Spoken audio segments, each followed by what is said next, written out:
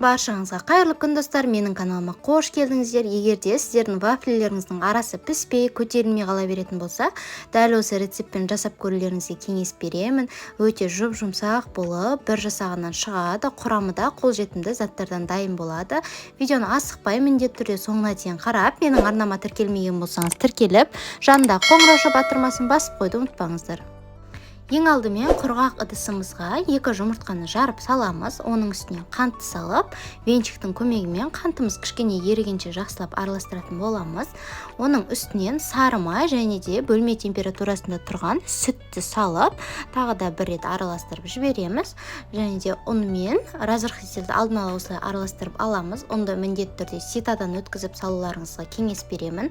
Сонда кішкене болсын біздердің вафлиларымыз әдемі болып көтерілуіне көмектеседі.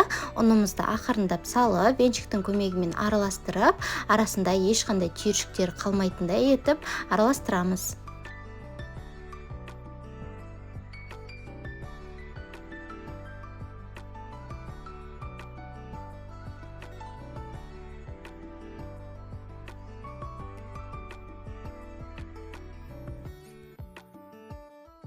Міне бізде осындай кішкене қоюлау, қоймалжың масса шығу керек. Енді вафельницамызды алдын ала міндетті түрде қыздырып аламыз. Әр қайсысына бірдей көлемде, мысалы 2 ас қасықтан салып шығамыз. Сонда вафлилеріңіз біреу кішкентай, біреу үлкен болып қалмай, барлығының формасы бірдей болып шығады. Менде дәл осы рецептпен 8 штук вафли шықты. Вафлилерімізді шамамен 5-6 минут көлемінде пісіріп аламыз. 3-4 минут өткеннен кейін вафельницаны бір ашып қарасаңыздар болады. Кішкене қызарған болуы мүмкін. Әркімнің вафельницасы әртүрлі болғандықтан мен шамамен уақытын айтып жатырмын. Және де осылай қызарып піскен кезде ғана барып, ақырындап лопатаның көмегімен қолдарыңызды күйдіріп алмаңыздар, өте ыстық болады. Аламыз.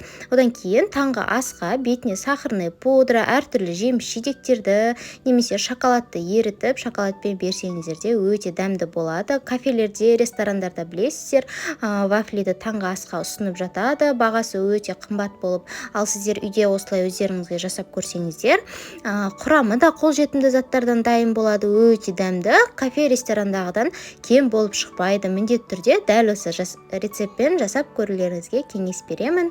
Сіздермен болған арайлым.